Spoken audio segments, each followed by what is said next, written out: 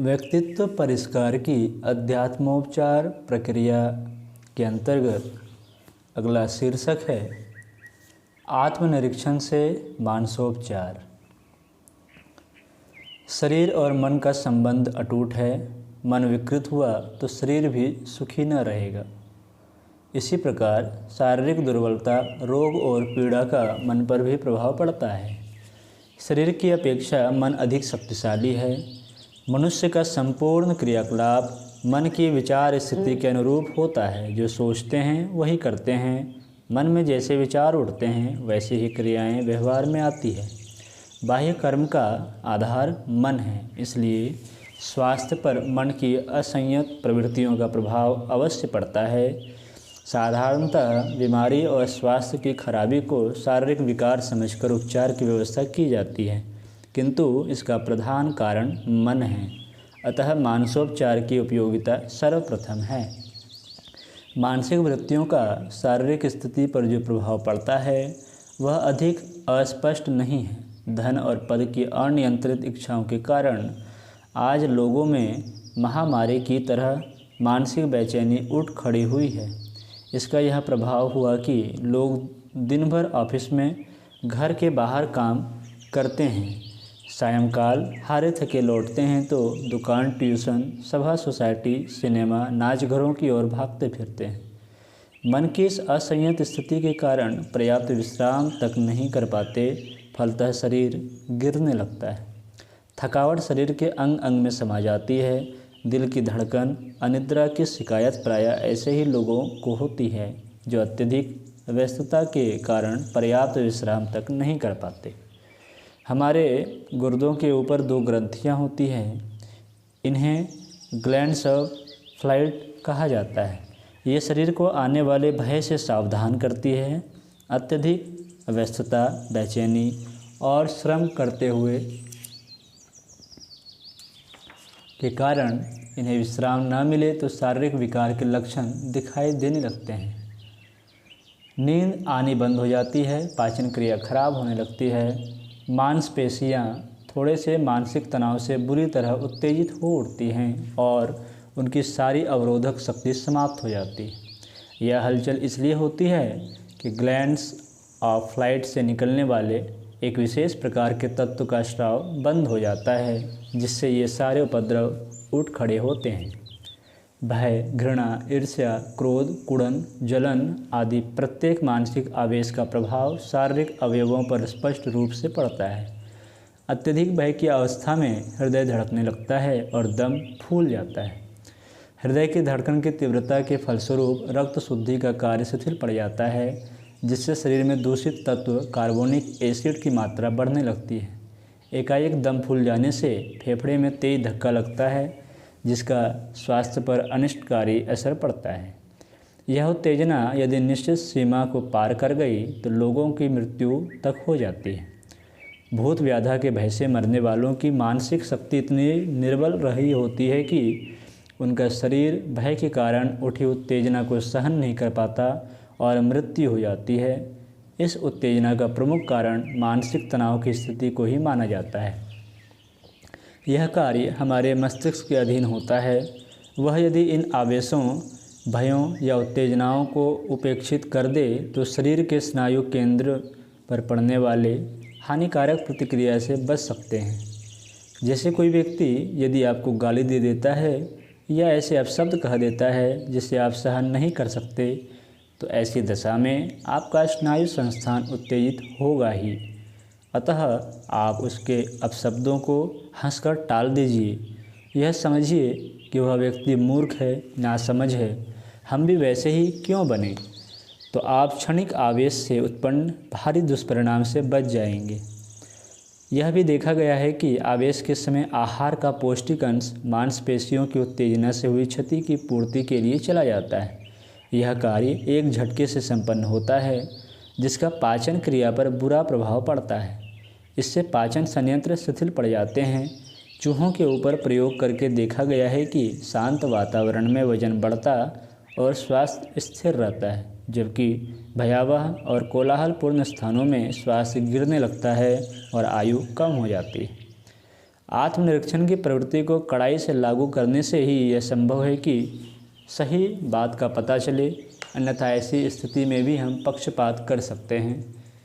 कारण यह है कि मन इतना ज़बरदस्त वकील है कि वह अपने पक्ष में अनेक प्रमाण प्रस्तुत करके रख देता है। हम जिससे स्नेह करते हैं उसमें हजार बुराइयां हैं तो भी एक भी नहीं दिखाई पड़ती, किंतु किसी से द्वेष हो तो अनेक दुर्गुण उसमें दूर से ही दिखाई देने लगते हैं। अपने प्रत्येक वस्तु को उदार दृष्टि से देखने और दूसरों के कार्यों में खामियां निकालने की लोगों में आम धारणा होती है। इससे व्यक्ति के सही दृष्टिकोण का पता नहीं लग पाता। दूसरों के अधिक धन कमाने की यह कहकर ईर्ष्या करने लगते हैं कि उसने डटकर मुनाफाखोरी, चोरबाजारी, ठगी और धोखाधड़ी की है। वही कार्य स्वयं करें तो इसे अपनी बुद्धि का कौशल मानते हैं। इससे सच्चाई छिपाई है और पक्षपात बढ़ता है। ईर्ष्या, विद्वेष, क्रोध और कलह का अधिकांश कारण यही है कि हमारा परखने का दृष्टिकोण स्वार्थपूर्ण होता है। आत्मनिरीक्षण का यह कार्य इस दृष्टि से करें कि गलत अंदाज लगने से उठने वाली दुर्भावनाएं हमारे स्वास्थ्य को खराब करेंगी। इससे हमारी सामाजिक प्रतिष्ठा गिर जाएगी, लोग बुरा कहेंगे और हमसे कोई भी आत्मीयतापूर्ण व्यवहार नहीं करेगा। इस प्रकार सोचने से आपको सही बात का समर्थन करने में किंचित हिचक व संकोच नहीं होगा।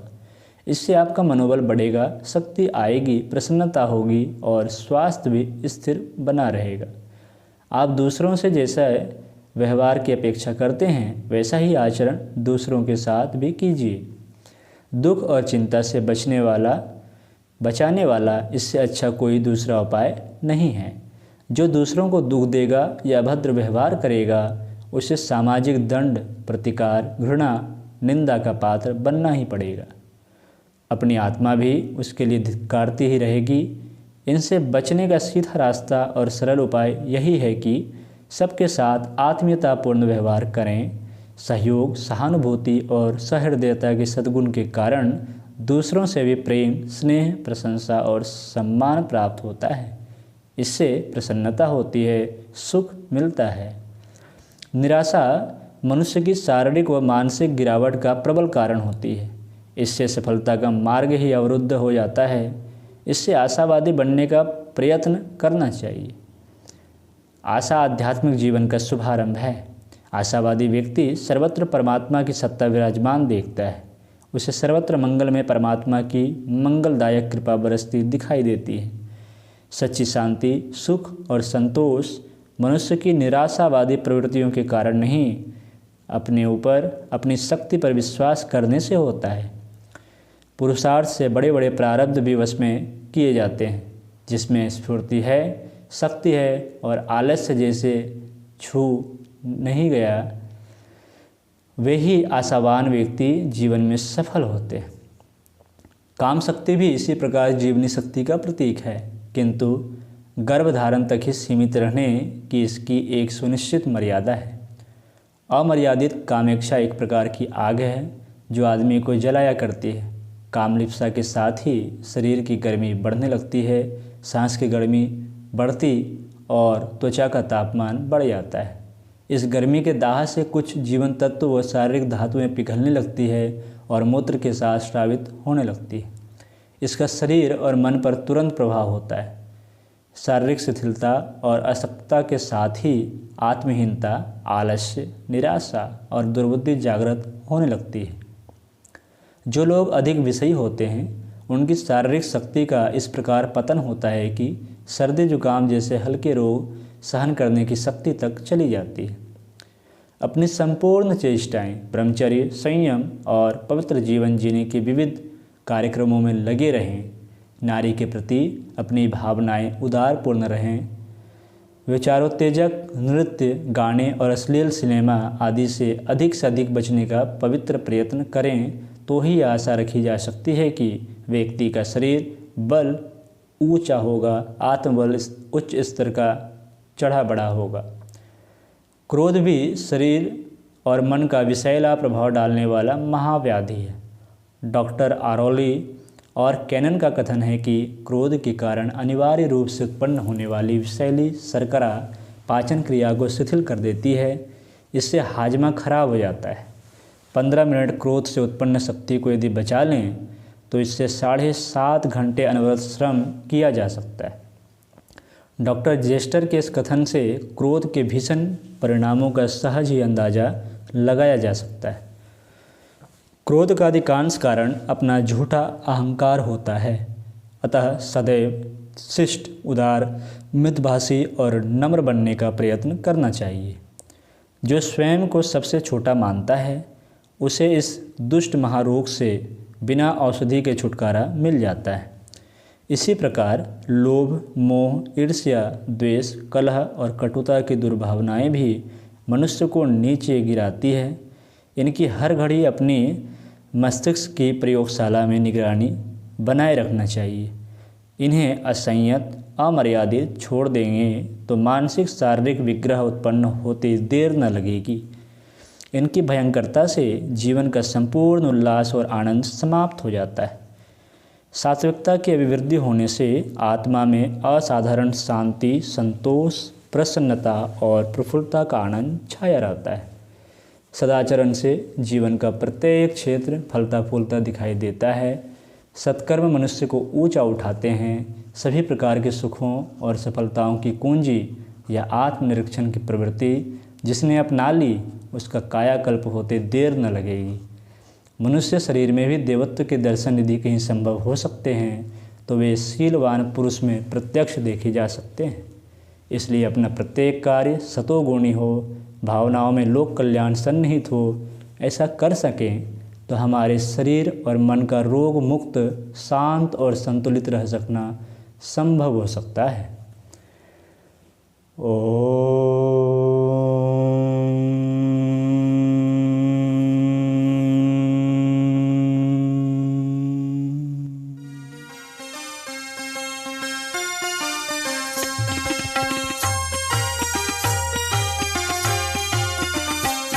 चलो गुरुदेव के सपने सजाने की शपथ ले लें। चलो गुरुदेव के सपने सजाने की